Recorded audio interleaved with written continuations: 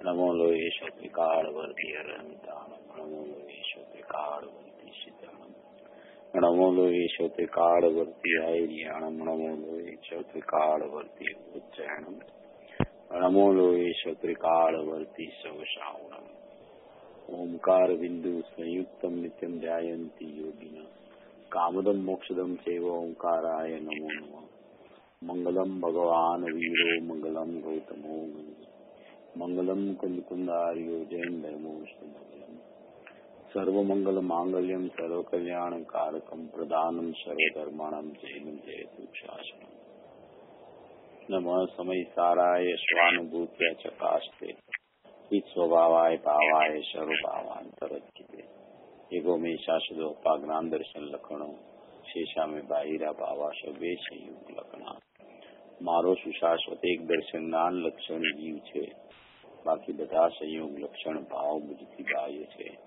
હું એક શુદ્ધ સદારૂપી જ્ઞાન દર્શન નહીં કરે કહીને તે મારું જરી પરમાણુ માત્ર નથી કરે. એ જાણતો રંતને ગુણ દ્રવ્યને પરિજયપણે તે જીવ જાણે આત્મને કશું મોહ પામે લય કરે નથી. અપ્રમત કે પ્રમત નથી, જે એક ના એક ભાવ છે. એ રીત શુદ્ધ કથા એને જે જ્ઞાત તે તો તે જ છે. જેમ નેત્ર તેમજ જ્ઞાન નથી કારક નથી વેદ કરે જાણે જે કર્મ દે નિર્જરા બંધ તેમજ મોક્ષ ને જો વચલ ને અનુપમ ગતિ પામેલી સર્વે સિદ્ધ ને બંદી કહું સુત કેવડી કથિતાસન ને પ્રાપ્ત કહો તું સ્થાપ નિજને મોક્ષ પંથે ત્યાં અનુભવ તે હને તેમાં જ નિત્ય વિહાર કર નહીં વિહર પર દ્રવ્યો છે. ઓમ શ્રી નમઃ શિવાય નમઃ શિવાય. કુંદકુંદ આચાર્ય દેવ દ્વારા રચિત સમયસારજી પરમાગમ શાસ્ત્ર છે, એની 15મી ગાથા ઉપર આપણી ચર્ચા ચાલે છે. 15મી ગાથા એવા 15મી ગાથામાં વર્ણવાયેલું જે ભાવશ્રુત જ્ઞાન છે, એક પ્રગટરૂપ ભાવશ્રુત જ્ઞાનને જીન શાસન કહેવામાં આવ્યું છે. એ જીન શાસન જે છે એ પ્રગટરૂપ ભાવશ્રુતમાં પ્રગટ થાય છે, અને એ પ્રગટ થાય છે ત્રિકાળી દ્રવ્યના આશ્રયે, ત્રિકાળી દ્રવ્યના લક્ષ્ય પરમ પારિણામિક ભાવ જેનો ભાવ છે જ્ઞાયકનો, એવા અભેદ અખંડ જ્ઞાયક ભાવના લક્ષ્ય આવા ભાવશ્રુત જ્ઞાનની ઉત્પત્તિ થાય છે.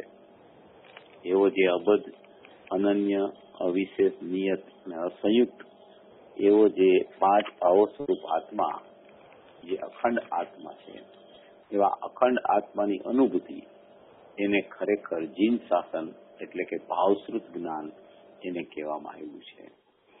એ ભાવશ્રુત જ્ઞાન એ થાય છે તો ત્રિકાળી દ્રવ્યના આશ્રય પ્રગટ, અને એ ભાવશ્રુત જ્ઞાનમાં આ 15મી ગાથામાં એ ભાવશ્રુત જ્ઞાનની પ્રગટતા માટે એક અપૂર્વથી અપૂર્વ કોઈ ભેદ જ્ઞાનની વિધિનું વર્ણન કરવામાં આવ્યું. એ ભેદ જ્ઞાનની જે વિધિ આમાં દર્શાવેલી છે એ આપણે 2 સેશન એના 2 રવિવાર ચાલી ગયા છે. આજે જે એનો પેરેગ્રાફ છે એ આપણે પછીનો લઈએ છીએ, જે લવણના દ્રષ્ટાંત વાળો પેરેગ્રાફ છે. એ પેરેગ્રાફની વાત આપણે અત્યારે ચાલુ કરશું. પણ એમાં જે ખરેખર સામાન્ય જ્ઞાનનો આવિર્ભાવ અને વિશેષ જ્ઞેયાકાર જ્ઞાનનો તિરોભાવ એ જ્યારે થાય છે ત્યારે જ્ઞાન માત્રનો અનુભવ કરવામાં આવે ત્યારે જ્ઞાન પ્રગટ અનુભવમાં આવે છે. તો પણ જેઓ અજ્ઞાની છે, જ્ઞેયોમાં આસક્ત છે, તેમને તે સ્વાદમાં આવતું નથી. તે પ્રગટ દ્રષ્ટાંતથી આમાં બતાવવામાં આવે છે. એટલે કે આમાં સામાન્ય જ્ઞાન કીધું, સામાન્ય જ્ઞાનનો આવિર્ભાવ એટલે કે પ્રગટપણું, અને વિશેષ જ્ઞેયાકાર જ્ઞાનનો તિરોભાવ એટલે કે ઢંકાઈ જવું, આચ્છાદન થવું, એટલે કે એના ઉપરથી લક્ષ છૂટી જવું. એ એક જ પર્યાયમાં જે આ સામાન્ય જ્ઞાન પ્રગટ થઈ જાય છે ત્યારે વિશેષ જ્ઞેયાકાર જ્ઞાન તિરોભૂત થઈ જાય છે. અને જ્યાં સુધી વિશેષ જ્ઞેયાકાર જ્ઞાન આવિર્ભૂતપણે રહે છે ત્યાં સુધી સામાન્ય જ્ઞાનનું તિરોભૂતપણું રહે છે. એક જ જ્ઞાનમાં આવી પ્રક્રિયાઓ ભજે છે.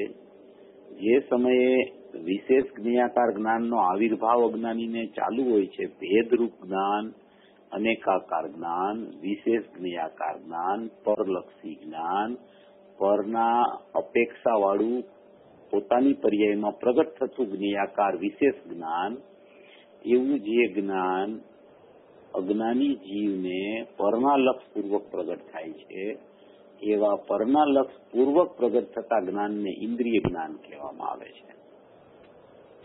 અને પરના લક્ષ પૂર્વક પ્રગટ થતું જ્ઞાન છે એટલે કે ઇન્દ્રિયોનો સંગ કરી અને બાહ્ય જ્ઞેયોની તરફ વર્તતું જે જ્ઞાન છે એ એકાંતે પરલક્ષી જ્ઞાન હોવાને કારણે એને ઇન્દ્રિય જ્ઞાન એવું નામ આપવામાં આવે છે. ઇન્દ્રિય જ્ઞાન હંમેશા ઇન્દ્રિય અને જ્ઞાન એટલે કે ઇન્દ્રિયના સહારા પૂર્વક વર્તતું જે જ્ઞાન છે, ઇન્દ્રિયનો સહારો લઈને જે પરજ્ઞેયોને જાણવા માટે વર્તતું જે જ્ઞાન છે, એકાંતે પરલક્ષી જ્ઞાન છે, એને જ ખરેખર ઇન્દ્રિય જ્ઞાન કહેવામાં આવે છે. એટલે કે એને ભેદરૂપ વિશેષ જ્ઞાન કયો, એને જ્ઞેયાકાર જ્ઞાન કયો, પરલક્ષ વાળું ઇન્દ્રિય જ્ઞાન કયો, એ બધી એકાર્થ વાત છે. પણ એ ઇન્દ્રિય જ્ઞાન એકાંતે પરના લક્ષ્ય થતું હોય છે. અને અહીંયા જે જ્ઞેયાકાર જ્ઞાન અને સામાન્ય જ્ઞાનની ચર્ચા છે, એ જ્ઞાનમાં પ્રગટ થતો ભાવ છે. અને ઓલું ઇન્દ્રિય જ્ઞાન છે એ પણ જ્ઞાનના પરસન્મુક્તાવાળા ભાવને કહેવામાં આવે છે. વાત બધી એકને એક જ્ઞાનમાં જ બધી રમત છે. એક જ જ્ઞાનમાં આવિર્ભૂતપણું પણ થાય છે, એ જ જ્ઞાન તિરોભૂતપણે પણ થઈ જાય છે. એટલે કે આખી આ ભેદ જ્ઞાનની પ્રક્રિયા છે, એમાં આખી મુખ્યતા લક્ષની મુખ્યતા છે. જે જીવનું લક્ષ બહિર પદાર્થો ઉપર, પરજ્ઞેયો ઉપર, પરસન્મુક્તા ઉપર ચાલી રહ્યું છે, એવા જીવને ઇન્દ્રિય જ્ઞાન વહેતા કરે છે. અને જે જીવનું લક્ષ પોતાના સ્વદ્રવ્ય ઉપર, ત્રિકાલિક નાયક ઉપર જાય છે, એને સામાન્ય જ્ઞાનનું પ્રગટપણું એટલે કે આવિર્ભાવ થઈ જાય છે. વાત તો આખી પરલક્ષ ને સ્વલક્ષ ઉપર છે, પણ ભેદ જ્ઞાનનો પ્રકાર ભજે છે એકલી જ્ઞાનની પર્યાયમાં. પરલક્ષ એ ઇન્દ્રિય જ્ઞાન થાય છે, સ્વલક્ષ એ અતિન્દ્રિય જ્ઞાન થાય છે. પણ એ સમય જે છે એમાં જ્ઞાનનો પ્રકાર જે છે, જ્ઞાનનો ઉત્પાદ છે, એ જ્ઞાનના જ ઉત્પાદમાં જ્ઞાન છે અને એ જ સમય એમાં જ્ઞેયાકારોની રચના થાય છે. એ જ્ઞેયાકારોની રચના થાય છે, એવા જ્ઞેયાકારોને જ ખરેખર જ્ઞાન જાણ્યા કરે છે. અને એ જ્ઞેયાકારો જે જ્ઞાન, જ્ઞેયાકાર જ્ઞાનને જે જ્ઞાન જાણે છે, એ જ્ઞેયાકાર જ્ઞાન જેવા જ 12માં જ્ઞેય હોવાથી એ જ્ઞેયાકાર જ્ઞાનને જ ખરેખર પર જ્ઞેય કહેવામાં આવ્યું છે. એ જ્ઞેયાકાર જ્ઞાનને જ ઇન્દ્રિય જ્ઞાનની ઉપાધિવાળું જ્ઞાન કહેવામાં આવ્યું છે. ખરેખર જ્ઞેયાકાર જ્ઞાન છે એ વ્યવહાર છે, જ્ઞાનાકાર જ્ઞાન છે એ નિશ્ચય છે. વ્યવહાર અને નિશ્ચય જ્ઞાનની પર્યાયમાં હોય છે. અને ઇન્દ્રિય જ્ઞાન જે કહેવામાં આવે છે એ તો એકાંતે પર સાપેક્ષ જ્ઞાન છે, એકાંતે પરલક્ષ વાળું જ્ઞાન છે, એને ઇન્દ્રિય જ્ઞાન કહેવામાં આવે છે. એ ઇન્દ્રિય જ્ઞાન અજ્ઞાનીના જ્ઞાનને ઇન્દ્રિય જ્ઞાન કહેવામાં આવ્યું છે. જ્ઞાનીનું જ્ઞાન છે એ જ્ઞાનીનું જ્ઞાન બહિર્લક્ષે જયારે વર્તતું હોય ત્યારે એને પણ ઇન્દ્રિય જ્ઞાન કહેવામાં આવે, પણ ખરેખર એ જ્ઞાનની પર્યાયના વ્યવહારમાં જાય છે એ જ્ઞાન. અને અજ્ઞાનીનું જે જ્ઞાન એકાંતે પરલક્ષે વર્તે છે, જ્ઞાનીનું જ્ઞાન તો સ્વલક્ષ પૂર્વક પરલક્ષે વર્તતું હોય છે, એને જ્ઞાનની પર્યાયનો વ્યવહાર કહેવામાં આવે છે. અજ્ઞાનીનું જ્ઞાન એકાંતે પરલક્ષે વર્તતું હોય છે, એને ઇન્દ્રિય જ્ઞાન કહેવામાં આવે છે. એટલે જ્ઞાનીના જ્ઞાનના વ્યવહારને પણ ઇન્દ્રિય જ્ઞાન કીધું હોય તો એ જ્ઞાનની પર્યાયમાં સ્વના જ્ઞાન પૂર્વક વર્તતો એક જ્ઞાનની પર્યાયનો વ્યવહાર છે કે જેમાં ઉપયોગ પરસન્મુક્તિઓ છે, એને પણ ઇન્દ્રિય જ્ઞાન કીધું હોય તો એ જ્ઞેયાકાર જ્ઞાન બન્યું છે, એનું નામ ઇન્દ્રિય જ્ઞાન કહેવામાં આવે છે.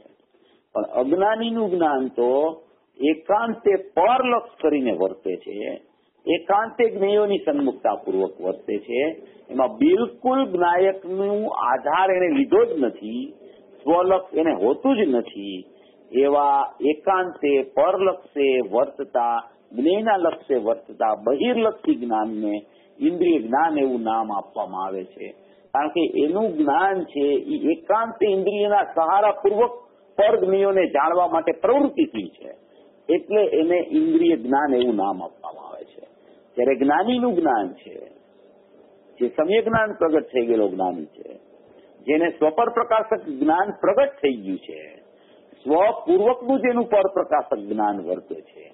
એક એકાંતે પર સન્મુખ જ્ઞાન વર્તે છે, એક સ્વ પ્રકાશક પૂર્વકનું પર સન્મુખતા વાળું જ્ઞાન છે.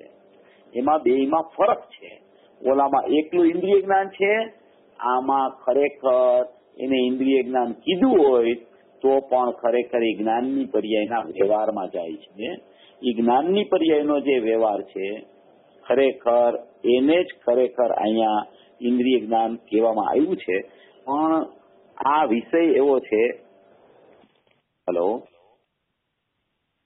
હેલો, આ વિષય એવો છે કે જે ખ્યાલમાં આવે છે સમજ. આ વિષય એવો છે કે એક જ જ્ઞાનની પર્યાયમાં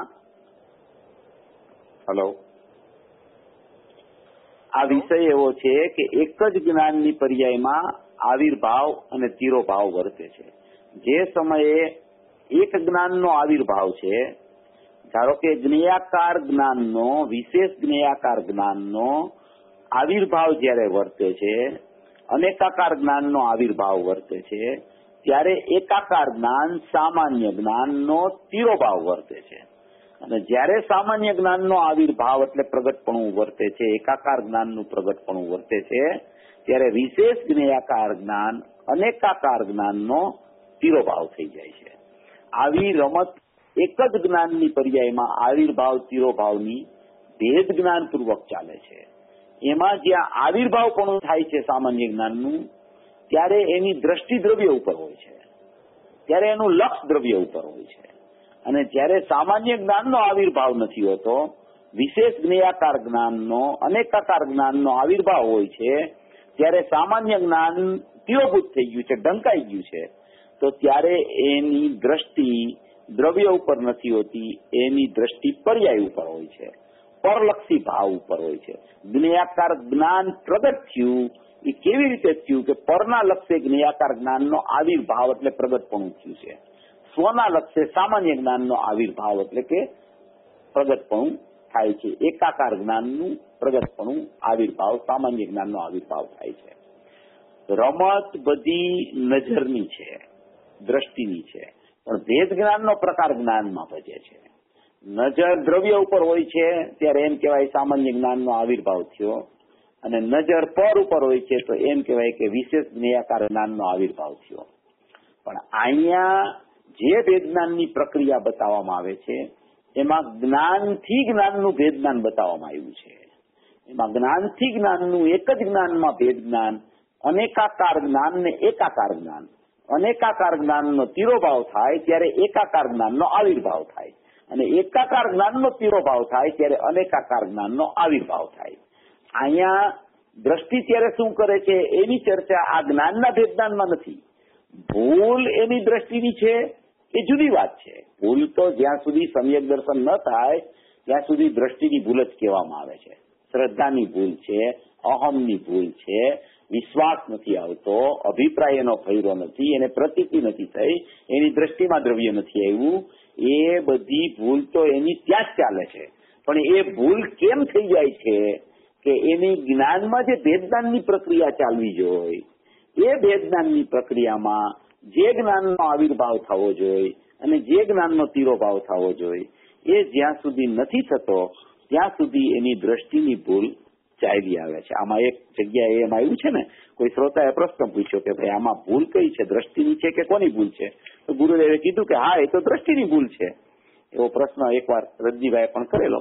દ્રષ્ટિની ભૂલ છે એટલે સમ્યક દર્શન સમ્યક જ્ઞાન ન થાય ત્યાં સુધી તો બધી ભૂલ દ્રષ્ટિની જ છે. પણ એ દ્રષ્ટિની ભૂલ કેમ થઈ જાય છે કે જ્ઞાનની સમજણના અભાવને કારણે દ્રષ્ટિ ભૂલમાં પડી છે.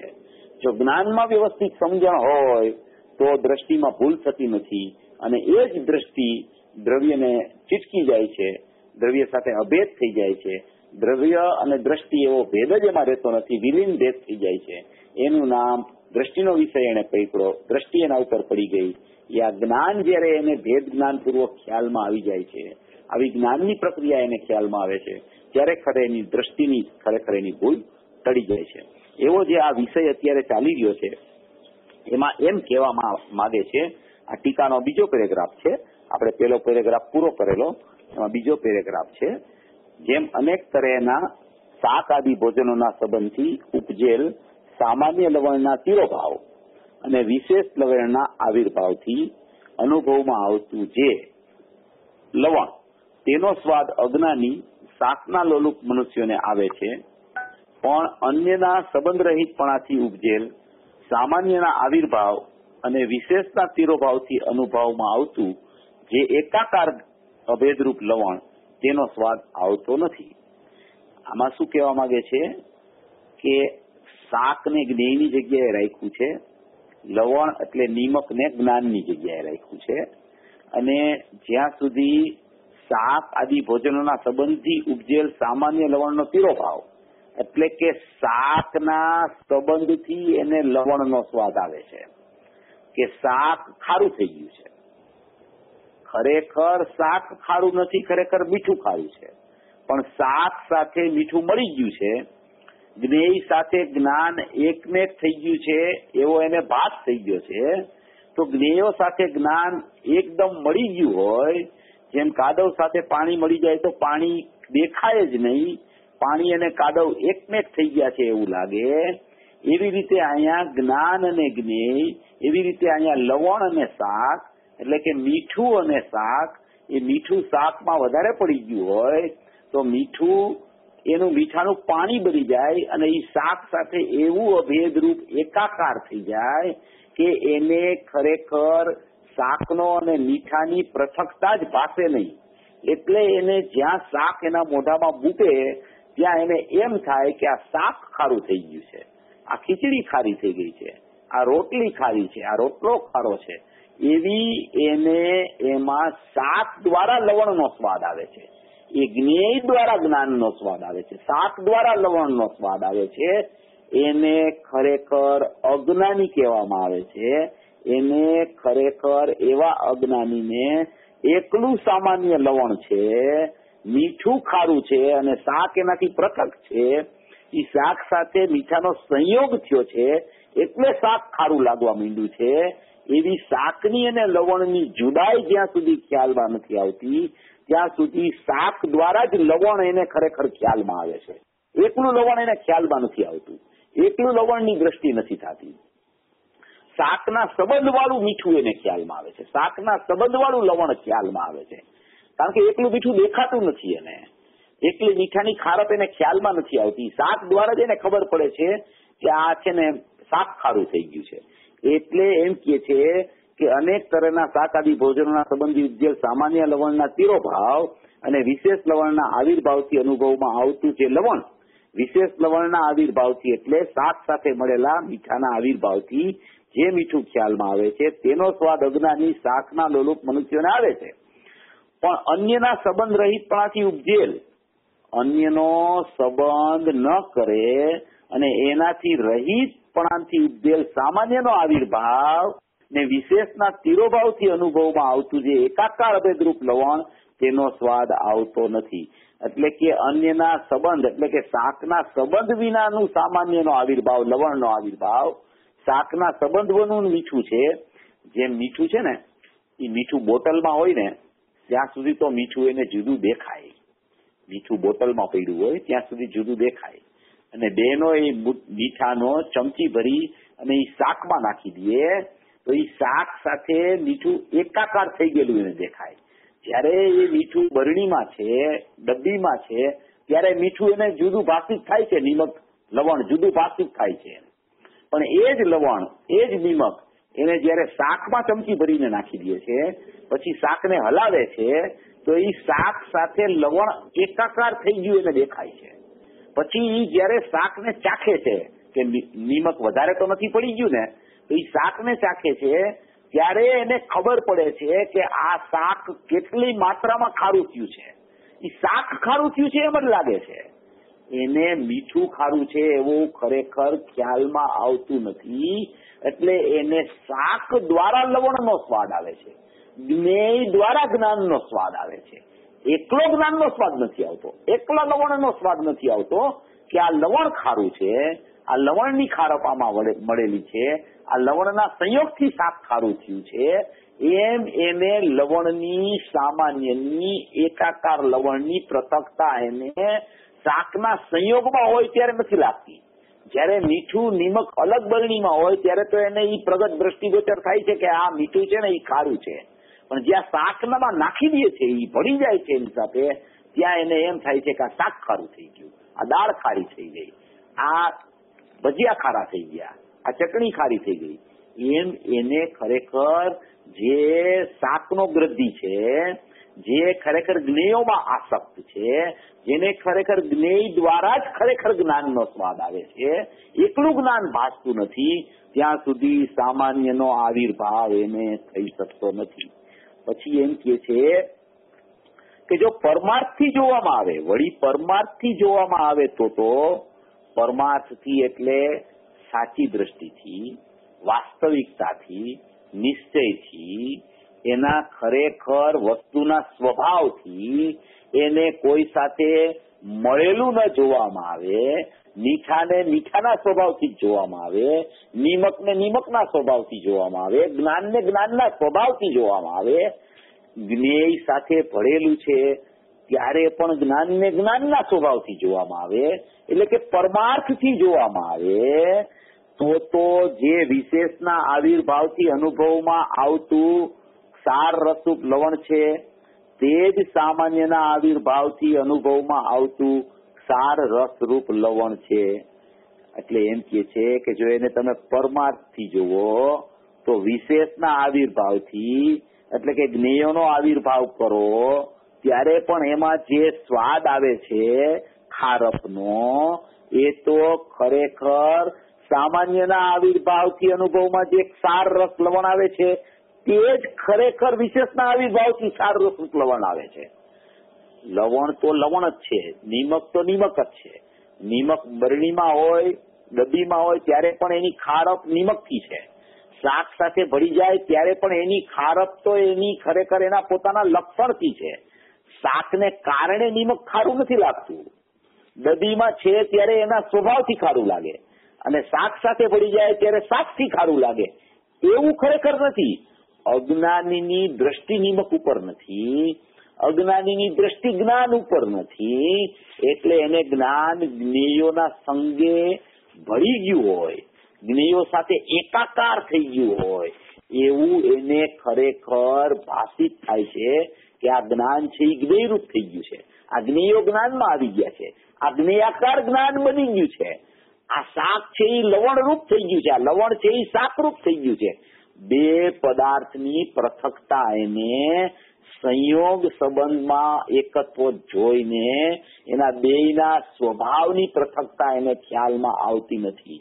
જે જીવ સંયોગથી જોવે છે એને સ્વભાવ દેખાતો નથી, અને જે જીવ બેયને પોતપોતાના સ્વભાવથી જોવે છે એને શાક જુદું અને લવણ જુદું ખ્યાલમાં આવે છે, જ્ઞેય જુદું અને જ્ઞાન જુદું ખ્યાલમાં આવે છે, જ્ઞેયાકાર જુદું અને જ્ઞાનાકાર જુદું એમ ખ્યાલમાં આવે છે. અને એ જ્ઞેયાકાર જ્ઞાન બને છે ત્યારે એને તો એમાં જ્ઞાન દેખાય છે કે આ જ્ઞાન જ્ઞેયાકાર થયું જ નથી. જ્ઞેયોના સાપેક્ષપણાથી એને જ્ઞેયાકાર કહેવામાં આવ્યું, એ તો કહેવામાં આવ્યું છે. જ્ઞાન તો જ્ઞાનના આકારે જ રહેલું છે, લવણ તો લવણના સ્વરૂપે જ રહેલું છે, શાક સાથે ભળી ગયું છે ત્યારે પણ લવણ તો લવણ રૂપ છે. પરમાર્થથી જુઓ તમે એને તો એ લવણે શાકનો સંગ ખરેખર કર્યો જ નથી. લવણ એ લવણના લક્ષણને એની ખારપને છોડ્યું જ નથી. લક્ષણ હંમેશા લક્ષથી અભેદ હોય છે, લક્ષણ હંમેશા બીજા પદાર્થથી અભેદ એક પદાર્થનું લક્ષણ બીજા પદાર્થથી અભેદ કદી થઈ શકતું નથી.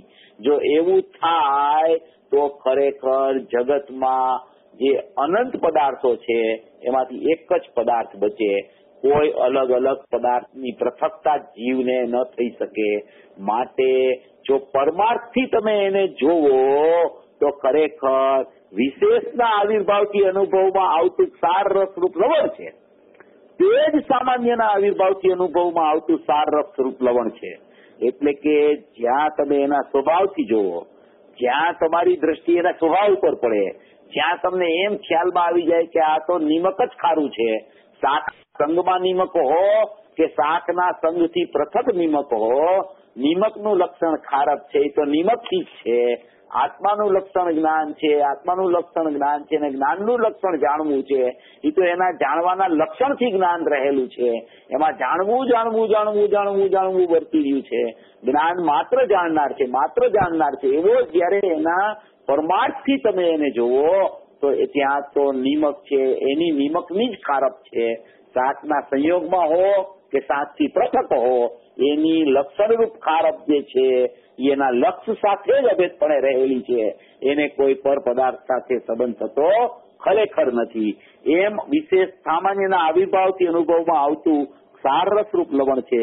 એવી રીતે અનેક પ્રકારના જ્ઞેયોના આકારો સાથે મિશ્રરૂપપણાથી ઉપજેલ સામાન્યના તિરોભાવ અને વિશેષના આવિર્ભાવથી અનુભવમાં આવતું જે વિશેષ ભાવરૂપ ભેદરૂપ અનેકાકાર રૂપ જ્ઞાન તે અજ્ઞાની જ્ઞેયલુપ્ત જીવોને સ્વાદમાં આવે છે. પણ જો અજ્ઞાનીની વાત સિદ્ધ કરે છે કે જ્ઞેયોના આકાર સાથે મિશ્રરૂપપણાથી ઉપજેલ સામાન્યનો તિરોભાવ જ્ઞેયોના આકાર સાથે જ્ઞાન જાણે એકમેક થઈ ગયું હોય એટલે એને વિશેષોના આવિર્ભાવ, એને જ્ઞેયાકાર જ્ઞાનનો આવિર્ભાવ થઈ ગયો છે. જ્ઞેયો સાથે જ્ઞાન મળી ગયું હોય એવું એને ભાસે છે. એટલે અહીંયા જે એના જ્ઞાનમાં પરપ્રકાશક સ્વભાવમાં જ્ઞાનની પર્યાયના વ્યવહારમાં જ્ઞેયાકાર જ્ઞાન જે પ્રગટ થાય છે વિશેષ ભાવરૂપ છે, ભેદરૂપ છે, અનેકાકાર રૂપ છે જ્ઞાન, તે અજ્ઞાની જ્ઞેયરૂપ જીવોને સ્વાદમાં આવે છે. પણ અન્ય જ્ઞેયાકારના સંયોગ રહિતપણાથી ઉપજેલ સામાન્યના આવિર્ભાવ ને વિશેષના તિરોભાવથી અનુભવમાં આવતું છે એકાકાર અભેદરૂપ જ્ઞાન તે સ્વાદમાં એને આવતું નથી. એકાકાર અભેદરૂપ જ્ઞાન એટલે સામાન્ય જ્ઞાનનો આવિર્ભાવ એટલે પ્રગટ રૂપ પર્યાયમાં થયેલું જ્ઞાનાકાર જ્ઞાન એને એક ખરેખર હું લાઈન ઉપર જ છું, બરાબર છે. હા, ચાલુ કરું ને પાછું? અચ્છા, આપણો વિષય જરા છૂટી ગયો હશે 2-4 મિનિટ, કઈ વાંધો નહીં, આપણે બહુ સૂક્ષ્મ વિષય થઈ જાય છે એટલે એટલે આજે આમાં આ વિષય જે આવ્યો છે ને એમાં લવણની જગ્યાએ આપણે જ્ઞાનને રાખવાનું છે અને શાકની જગ્યાએ નિમકને રાખવાનું છે. શાકની જગ્યાએ લવણની જગ્યાએ જ્ઞાન છે અને શાકની જગ્યાએ જ્ઞેય છે. જેમ અહીંયા દ્રષ્ટાંતથી સમજાવવામાં આવે છે કે જ્યારે લવણ છે, મીઠું છે, એ શાક સાથે ભળી જાય છે ત્યારે ખરેખર એમ લાગે છે કે લવણે એટલે મીઠાએ એની ખારપનું લક્ષણ શાક સાથે અભેદ કરી દીધું છે.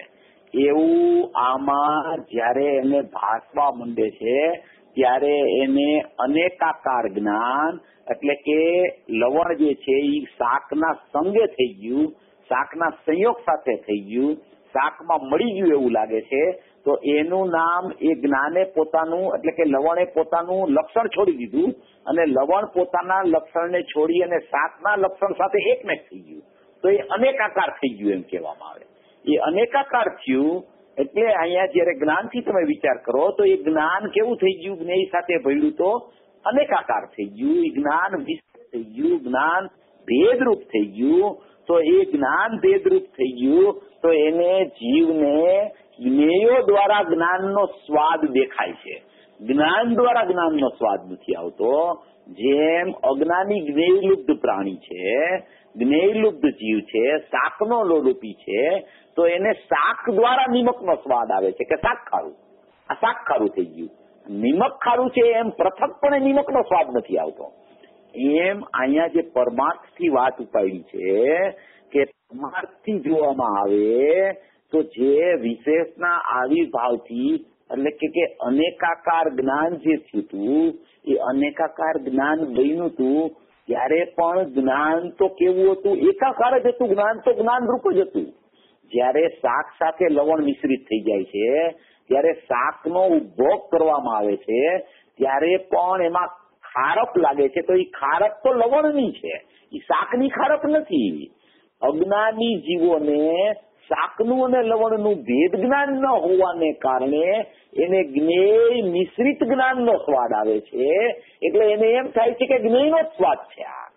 ખરેખર જયારે જ્ઞેયો સાથે જ્ઞાન, જ્ઞેયથી જ્ઞેયાકાર જ્ઞાન બને છે, જ્ઞેય સાપેક્ષતાથી જ્ઞેયાકાર જ્ઞાન બને છે, એક જ જ્ઞાનની પર્યાયમાં જ્ઞાનનું જ્ઞેયાકાર પણ પ્રગટ થાય છે ત્યારે પણ એ જ્ઞેયાકાર જ્ઞાનથી પણ જયારે જોવામાં આવે તો એ જ્ઞેયાકાર જ્ઞાન પણ છે તો જ્ઞાન. એ જ્ઞેયાકાર જ્ઞાન એટલે જ્ઞેયો સાથે એકમેક થયેલું જ્ઞાન નથી. જેમ લવણ છે એ શાક સાથે એકમેક થયેલું નથી. એકમેક જેવો ભાસ થાય છે, એ ભાસ થાય છે એનું નામ જ ખરેખર અજ્ઞાન છે.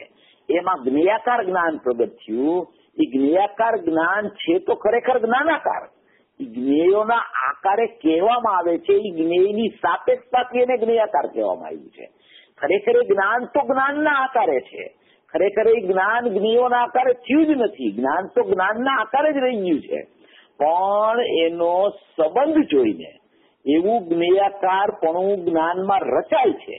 એવા જ્ઞાનના આકારો એવા જ બને છે કે બહારમાં જેવું જ્ઞેય છે તો એટલે એને જ્ઞેયાકાર જ્ઞાન કીધું. તો જીવને એમ થાય છે ભ્રમણા કે આ બહારમાં એવા જ્ઞેયો છે એને કારણે આ જ્ઞાન જ્ઞેયાકાર થઈ ગયું છે એટલે એને એવા જ્ઞેયાકારોનો સ્વાદ આવે છે.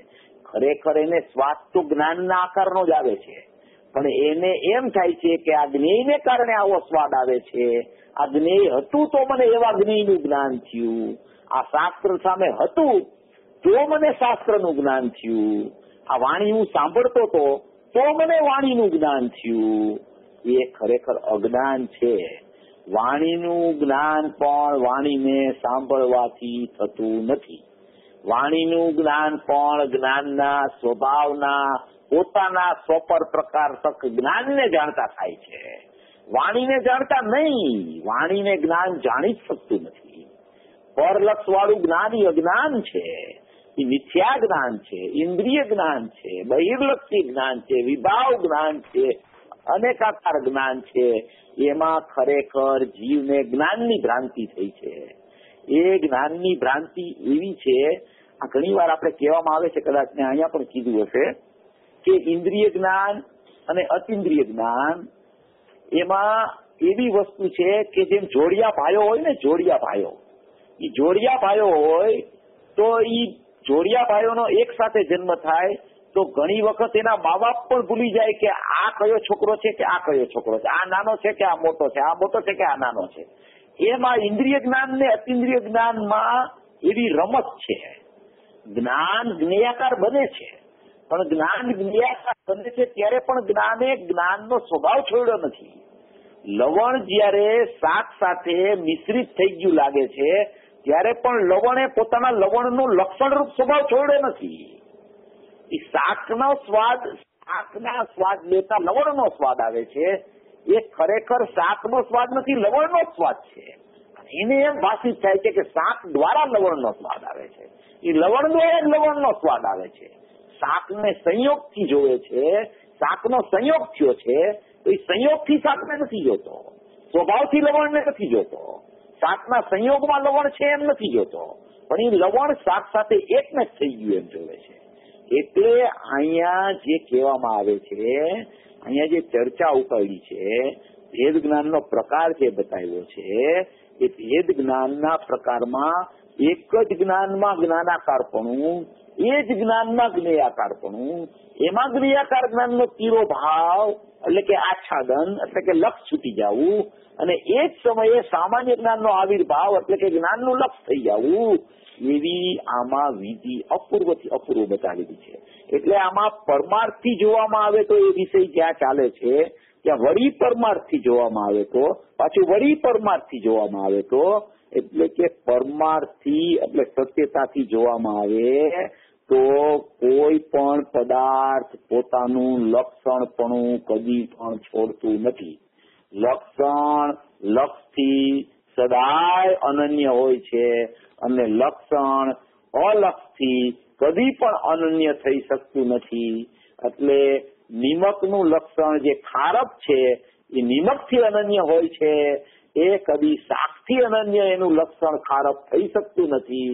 શાકનું લક્ષણ શાકમાં છે, નિમકનું લક્ષણ ખારપ નિમકમાં છે, અને એ નિમકના લક્ષણને શાક સાથે ભરેલું જોઈને એને એમ ભાસ થાય છે કે આ શાક ખારું થઈ ગયું, આ જ્ઞેયો દ્વારા જ્ઞાન થયું, આ જ્ઞેય રૂપ મારું જ્ઞાન થઈ ગયું. જ્ઞેયાકાર જ્ઞાનનો તીરો ભાવ ત્યારે જ થાય કે જ્યારે એને એવો ખ્યાલ આવે કે મારું જ્ઞાન કદી જ્ઞેય રૂપ થતું નથી, મારું જ્ઞાન કદી મારું જ્ઞાન રૂપ છોડતું નથી. એનું નામ જ ખરેખર પરમાર્થ છે. પરમાર્થથી તમે જોવો તો જ્ઞેયોના સંબંધે જ્ઞેયાકાર જે બન્યા છે, જ્ઞેયોની અપેક્ષાએ જ્ઞેયની અપેક્ષા એટલે કે જ્ઞેયો પૃથક છે, પણ જ્ઞાનમાં સ્વતંત્રપણે પોતાથી જ્ઞેયાકારો બને છે. એવા જ 12મા જ્ઞેય છે, એટલે એને જ્ઞેયોની સાપેક્ષતાથી જ્ઞેયાકાર જે કહેવામાં આવ્યું, એ જ્ઞેયાકાર જયારે કહેવામાં આવે છે ત્યારે પણ પરમાર્થથી જોવામાં આવે તો ત્યાં જ્ઞાનના આકારો જ છે. એ સાપેક્ષતાથી ભલે કહેવામાં આવ્યું હોય, પણ નિરપેક્ષતાથી તું એને જો તો ત્યાં ખરેખર જ્ઞાનના આકાર એટલે જ્ઞાનાકાર જ છે, એટલે કે જ્ઞાન માત્ર જ છે. ત્યાં જ્ઞેયાકારો ખરેખર બન્યા જ નથી. જ્ઞેયાકારો બન્યા છે એનું નામ વ્યવહાર છે. ખરેખર ત્યાં જ્ઞાનાકાર જ છે, જ્ઞાનનો જ આકાર છે, એટલે કે જ્ઞાન માત્ર જ છે. એટલે આમાં એમ કહેવામાં આવે છે કે વળી પરમાર્થથી વિચારીએ તો જે જ્ઞાન વિશેષના આવિર્ભાવથી અનુભવમાં આવે છે તે જ જ્ઞાન સામાન્યના આવિર્ભાવથી અનુભવમાં આવે છે. વિશેષના આવિર્ભાવથી એટલે જ્ઞેયાકાર જ્ઞાન જે બની ગયું છે એનો જયારે આવિર્ભાવ થાય છે ત્યારે પણ ખરેખર તો જ્ઞાન જ અનુભવમાં આવે છે.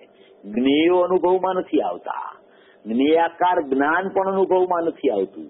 ખરેખર જ્ઞાન માત્ર એને અનુભવમાં આવે છે, કારણ કે જ્ઞેયાકાર જ્ઞાન આવું છે એવો ખ્યાલ પણ જ્ઞાનમાં આવે છે કે જ્ઞાનમાં જ્ઞેયાકાર પણ બન્યું છે. હવે જ્ઞાનમાં જ્ઞેયાકાર બન્યા એવો ખ્યાલ જ્ઞાનમાં આવે છે તો ખરેખર તો એને આવિર્ભાવ એ સમયે પણ જ્ઞાનનો જ થયો છે, જ્ઞાનના આકારનો જ થયો છે. જ્ઞેયાકાર જ્ઞાન બન્યા એવો ખ્યાલ જ્ઞાનમાં આવ્યો છે તો ખરેખર ત્યાં વિશેષ જ્ઞેયાકારો બન્યા છે. એ સમયે પણ ખરેખર તો ત્યાં પરમાર્થથી જોવામાં આવે તો વિશેષના આવિર્ભાવથી જે અનુભવમાં આવે છે તે જ જ્ઞાન સામાન્યના આવિર્ભાવથી અનુભવમાં આવે છે. એટલે કે જ્ઞાનનો પર્યાય અખંડ એક છે. એ અખંડ એકને તમે કોના લક્ષથી જોવો છો? સાપેક્ષતાથી વિચારો છો કે નિરપેક્ષતાથી વિચારો છો? બસ આ જ મોટો અહીંયા પ્રશ્ન છે. તમે નિરપેક્ષ જ્ઞાનથી જ્ઞાનને જુઓ તો માત્ર ત્યાં જ્ઞાન છે, અને તમે એને સાપેક્ષતાથી જુઓ તો ત્યાં તમને જ્ઞેયાકારો દેખાશે, જ્ઞેયાકાર જ્ઞાન દેખાશે. વિશેષ અનેકાકાર ભેદરૂપ જ્ઞાનનો સ્વાદ આવશે, એટલે કે જ્ઞેયોનો સ્વાદ તમને ભાષિત થશે. ખરેખર તમે ત્યાં એને જ્ઞાનને નિરપેક્ષ જોવો, જ્ઞાનને જ્ઞાનથી જોવો, જ્ઞાનને જ્ઞાનના સ્વભાવથી જોવો, ત્યાં જ્ઞાન રહેલું છે એવું જ્ઞાન જેને ખ્યાલમાં આવે, ખરેખર એને એમ કહેવામાં આવે છે કે આ જીવને જ્ઞાનનું ભેદદાન થઈ ગયું, જ્ઞાનથી જ્ઞાન ખ્યાલમાં આવી ગયું. આ વિષય છે ને વચ્ચે આપણો થોડો કટ થઈ ગયો એટલે તૂટી ગયો વિષય, પણ વિષય બહુ અગત્યનો છે. ફરી પાછો આપણે જયારે સ્વાધ્યાય કરશું ત્યારે લેશું. આ બહુ ઇમ્પોર્ટન્ટ વસ્તુ છે. આખી ભેદ જ્ઞાનની પ્રક્રિયા જ અહીંથી ચાલુ થાય છે. આખો ભેદ જ્ઞાનનો જ્ઞાનમાં જે પ્રકાર ચાલે છે, જ્ઞાનમાં જે ભેદનું લક્ષ છૂટી જવું, અભેદનું લક્ષ થઈ જવું, એ જ્ઞાનથી જે દ્રષ્ટિ ખીલે છે, પેલા જ્ઞાન ખુલે છે, પછી જ્ઞાન ખીલે છે, અને ત્યારે દ્રષ્ટિમાં છે ને જ્ઞાયક ભાવ આવી જાય છે. આવી એક અપૂર્વ વાત ભેદ જ્ઞાનની પ્રક્રિયામાં અદભુતથી અદભુત રીતે બતાવવામાં આવી છે. આવું સામાન્ય જ્ઞાનનો આવિર્ભાવ સર્વજીવોને થાય. પછી આમાં એમાં આવ્યું છે કે અલુબ્ધ જ્ઞાનીઓને તો જેમ સેંધવની ગાંગડી અન્ય દ્રવ્યના સંયોગનો વ્યવચ્છેદ કરીને કેવળ સેંધવનો જ અનુભવ કરવામાં આવતા સર્વત એક સારપણે સ્વાદમાં આવે છે, તેમ આત્મા પણ પરદ્રવ્યના સંયોગનો વ્યવચ્છેદ કરીને કેવળ આત્માનો જ અનુભવ કરવામાં આવતા સર્વત એક વિજ્ઞાન ઘનપણાને લીધે જ્ઞાનપણે સ્વાદમાં આવે છે. એટલે આખા પારાનો અર્થ એમ છે કે જ્ઞાયક ભાવ ત્રિકાળી દ્રવ્ય છે, એમાંથી પ્રગટ થતું જ્ઞાન છે એ સામાન્ય જ્ઞાન છે. એ જ્ઞાન જ્ઞાનરૂપ રહે છે, પણ જ્ઞેયોના સંગે જ્ઞાનમાં જ્ઞેય સાપેક્ષતાની ભ્રાંતિ થાય છે, અને એ જ્ઞેયોનો સંગ જયારે છૂટી જાય છે, જ્ઞેયાકાર જ્ઞાનનો સંગ છૂટે છે, ત્યારે એ જ્ઞાન સામાન્ય જ્ઞાન એટલે કે અનેકાકાર જ્ઞાન છૂટીને એકાકાર જ્ઞાન એટલે કે સામાન્ય જ્ઞાન એટલે કે એકરૂપ જ્ઞાન થાય છે.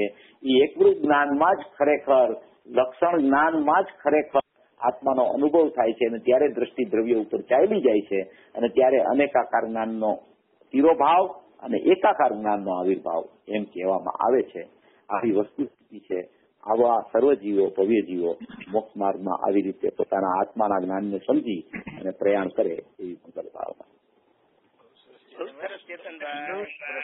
બહુ સરસ, બહુ જ સૂક્ષ્મ વાત કરી દીધી છે આની અંદર તો આચાર્ય દેવે.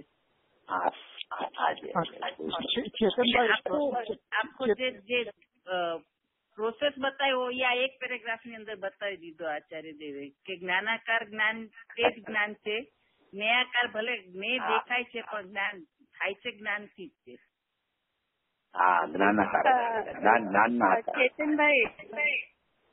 ચેતનભાઈ તમે જે ખુલે છે ખીલે છે અને પછી શું કીધું એ થોડું મિસ થયું.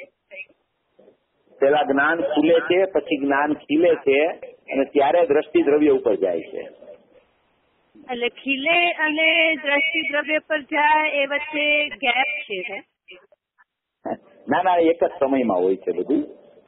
જ્ઞાન પેલા ખુલી જાય એટલે જ્ઞાનમાં વિષય પકડાઈ જાય છે. પેલા નિર્ણયની ભૂમિકા આવી જાય છે જ્ઞાનમાં, અને નિર્ણયની ભૂમિકા આવતા જ્ઞાન આગળ વધતા જ્ઞાનમાં ખીલવટ થાય છે. એટલે જ્ઞાનમાં એને એક એવી જ્ઞાનની પ્રતીતિ ચાલુ થાય છે કે ખરેખર મારા હાથમાં હવે જ્ઞાયક આવી જ ગયો છે, એવી એક પ્રતીતિ ચાલુ થાય છે. સમ્યક દર્શન નથી, પણ એવી એક પ્રતીતિ જ્ઞાનમાં ચાલુ થઈ જાય છે. એને એમ કહેવાય કે આ જ્ઞાન ખીલી ગયું. હવે પેલા જ્ઞાન ખુલ્યું એટલે નિર્ણય થઈ ગયો, એને ખ્યાલ આવી ગયો. પેલા જ્ઞાન બંધ હતું, જ્ઞેયોમાં એકાકાર હતું, જ્ઞેય સાથે ભળી ગયું હતું.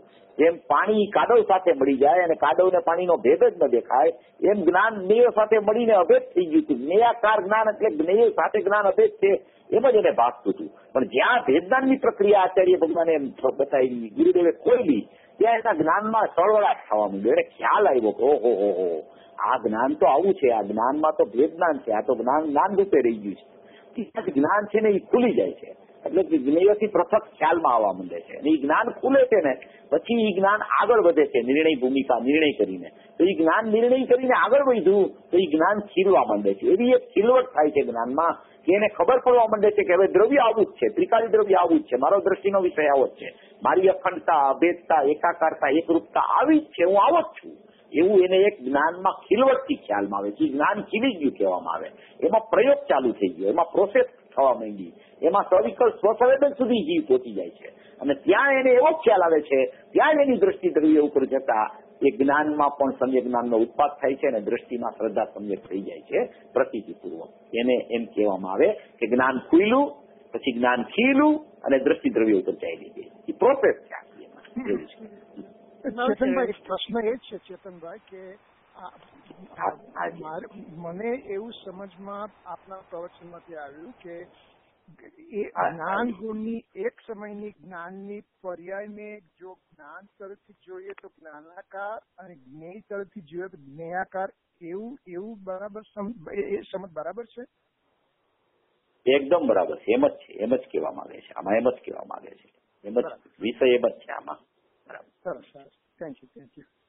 ચેતનભાઈ, આપે જે કહ્યું કે અજ્ઞાની જીવ છે એ તો જ્ઞેયોમાં જ આસક્ત છે, એની અનાદિથી જે 4 ભૂલ થાય છે કે જ્ઞેયો મારા જ્ઞાનમાં આવી ગયા, જ્ઞેયથી મને જ્ઞાન થયું, જ્ઞેયથી મને લાભ નુકસાન છે અને જ્ઞેયમાં હું ફેરફાર કરી શકું છું, આવી જે એની અનાદિની માન્યતા છે એ જ્યાં નહીં ત્યાં સુધી એનો ઉપયોગ ત્યાંથી ખસશે નહીં. એટલે તમારું એમ કેવું છે કે જ્ઞાનમાં જે પાક્કો નિર્ણય થાય તો આ જે 4 પ્રકારની માન્યતા છે એ માન્યતા નિર્ણય થવી જોઈએ. હા, થવી જોઈએ. જ્ઞાનમાં નિર્ણયાત્મક ભૂમિકા આવે ને તો શ્રદ્ધામાં મિથ્યાત્વ ગળવા માંડે છે. એની જે પ્રતીતિ એકાંતે પર સન્મુખ ચાલતી હતી ને એ પ્રતીતિમાં છે ને મોળપ આવી જાય છે. જ્ઞાનમાં મિથ્યાત્વનો કણીઓ છે ને એ ગળવા માંડે છે અને એ જ્ઞાનની નિર્ણયની ભૂમિકા જેમ જેમ આગળ પ્રોસેસ વધતી જાય છે, નિર્ણય જેમ એનો દ્રઢ થતો જાય છે, એમ મિથ્યાત્વનો કસાય પાતળો પડી જાય છે એકદમ. અને એ પાતળો એટલો બધો પડી જાય છે કે નિર્ણયની ભૂમિકા જ્યાં એની સ્થિરતાપૂર્વક ચાલવા માંડે છે, જ્યાં જ્ઞાન ખુલ્લું અને જ્ઞાન ખીલવા માંડે, પ્રયોગની ભૂમિકા આવી જાય, ત્યાં મિથ્યાત્વ એટલું બધું પાતળું પડી જાય છે કે જાણે કે મિથ્યાત્વ હોય જ નહીં ને એવું એ વસ્તુમાં જ્ઞાનમાં એને ભાસવા માંડે છે. અને જ્યાં એ જ્ઞાનમાં વાસ્તવિકતા નિર્વિકલ્પ સ્વસંવેદનની તૈયારી થાય છે અને ત્યારે જ એ પ્રતીતિ આ હું છું એમ પરિણમી જાય છે, ત્યાં જ્ઞાનમાં સમ્યક જ્ઞાનનો ઉત્પાદ થઈ જાય છે. 4 પ્રકારના દોષ જે છે એ જ્ઞેયથી જ પોતાના જ્ઞાનને ખરેખર જ્ઞેયથી જ મૂલવણી કરે છે, જ્ઞેયથી જ પોતાના જ્ઞાનની સત્તાનો સ્વીકાર કરે છે.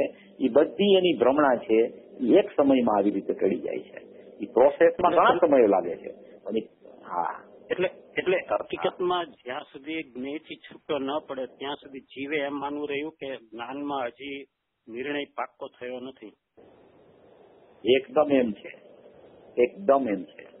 જ્યાં સુધી જ્ઞેય સાપેક્ષતા એની ચાલુ છે, જ્ઞેયથી કંઈક મને લાભ નુકસાન છે એવો જ્યાં સુધી ભાવ જ્ઞાનમાં ચાલે છે ત્યાં સુધી હજી નિર્ણયની ભૂમિકા છે જ નહીં. એની જ્ઞાન પકડાણું જ નથી, એને જ્ઞાનનો નિર્ણય નથી આવ્યો ત્યાં સુધી. બરાબર, જ્ઞેય સન્મુખતા છે, જ્ઞેય લુબ્ધતા. આમાં કીધું ને જ્ઞેય લુબ્ધ છે અનાદિનો જીવ. બરાબર.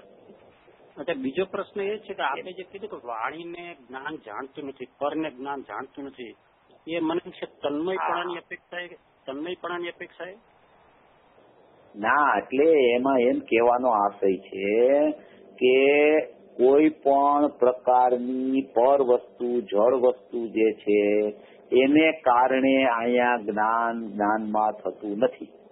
વાણીને કારણે જ્ઞાન થતું નથી. વાણીને જાણવા ખરેખર જ્ઞાન જાતું નથી. જ્ઞાનને જાણતા જ એને ખબર પડે છે કે વાણી આવી છૂટી છે. તીર્થંકર ભગવાનની દેશના છૂટે છે, એ દેશના ખરેખર જ્ઞાનમાં એને ખ્યાલમાં આવતી નથી. એ જ્ઞાનને જોતા દેશના આવી છે એવી ખબર પડે છે, એમ કહેવામાં આવે છે. દરેક જીવને જ્ઞાન જણાય છે. દરેક જીવને જ્ઞાન જણાય છે. જો 700 ભાષામાં તીર્થંકર ભગવાનની વાણી છૂટે તો તીર્થંકર ભગવાનની સમોસરણમાં વાણી 700 ભાષામાં કન્વર્ટ થઈને જેટલા જીવો બેઠા હોય ને એને ખ્યાલમાં આવી જાય છે. આપણે બધાએ સાંભળ્યું છે, આપણે બધા ગયા છીએ સમોસરણમાં, આપણે એવી ભાષા સાંભળી છે, આપણી ભાષામાં આપણને ત્યારે વાણી ખ્યાલમાં આવી હતી. પણ એ ભાષા કન્વર્ટ થઈ તીર્થંકર ભગવાનની 700 ભાષામાં, એવો એનો અતિશય છે. તો એનો અર્થ શું છે? ભાષા ઓમ ધ્વનિ કન્વર્ટ થતી જ નથી. જે જીવ જ્યાં બેઠો છે ત્યાં એના જ્ઞાનમાં એને ખ્યાલ આવી જાય છે કે આવી વાણી છૂટી, એનું નામ ભાષા કન્વર્ટ થઈ એમ કહેવામાં આવે છે. જ્ઞાનમાં જ્ઞાન જ જણાય છે દરેક જીવને, જ્ઞાની કે અજ્ઞાની બધાને જ્ઞાન જણાય છે. એ માનતો નથી એનો દોષ છે. બહુ સરસ. ચેતનભાઈ, હાજી, ભૂલ જીવની ઈ રહી ગઈ કે મીઠું જ્યાં સુધી બળીમાં આવતું ત્યાં સુધી તો મીઠું ખારું કેતો હતો, પણ દાળમાં શાકમાં પડ્યું તો કે દાળ ખારી ને શાક ખારું એમ થઈ ગયું. એમ થઈ ગયું. પુત્રનું જ્ઞાન, પ્રતિમાનું જ્ઞાન, એમ જ્ઞાન જાણે બટાઈ ગયું એમ માને છે, પણ જ્ઞાન તો જ્ઞાન રૂપ રહ્યું એવો એને અંદરથી એને જ્ઞાનનો એકલો આવિર્ભાવ એની મોટી ભૂલ. મોટી ભૂલ આ જે શેટિકાની, એકદમ બરાબર રસિકભાઈ, શેટિકાની ગાથામાં આવે છે ને, શેટિકાની ગાથા છે 356 થી 365. તો એ શેટિકાની ગાથામાં આવે છે કે ચૂનો જ્યાં સુધી ડબ્બામાં હોય ને ત્યાં સુધી તો એને ચૂનો દેખાય છે, પણ જ્યાં એ કાળી ભીત હોય ને કાળી ભીત, એ કાળી ભીત ઉપર ચૂનો લગાડે છે તો એને એમ થાય છે કે ભીત છે ને એ સફેદ થઈ ગઈ. અરે ભીત સફેદ થઈ જ નથી, ભીત તો કાળી છે, સફેદાઈ તો ચૂનાની છે ભાઈ. ભીત કાળી જ છે, ભીત સફેદ થઈ જ નથી, ચૂનાની સફેદાઈ છે. બહેણીમાં હતો તો ચૂનો તને સફેદ લાગતો હતો, અને જ્યાં ભીત ઉપર ગયો ત્યાં ભીત સફેદ થઈ ગઈ, ભીત સફેદ થઈ જ નથી.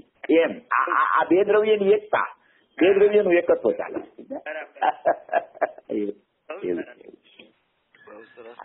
ચેતનભાઈ એક પ્રશ્ન છે.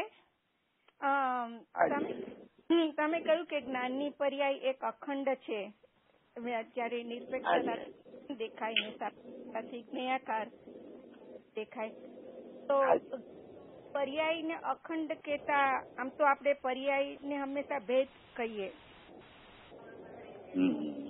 તમે અખંડ કઈ રીતે કહ્યું? પર્યાયને ભેદ કહેવાનો આશય એમ છે કે જ્ઞાયકનો ભેદ છે એ જ્ઞાનની પર્યાય છે, અને જ્ઞાનની પર્યાયને જ્ઞાનની પર્યાયથી જોવો તો એ જ્ઞાનની પર્યાયમાં એવા કોઈ જ્ઞેયાકાર ને જ્ઞાનાકાર એવા ભેદ નથી. એ જ્ઞાનની પર્યાય એક જ છે, અને એ જ્ઞાનની પર્યાય પોતાથી અખંડ છે. જ્ઞાનની પર્યાય જ્ઞાયકથી અખંડ છે એમ કહેવાનો આશય નથી.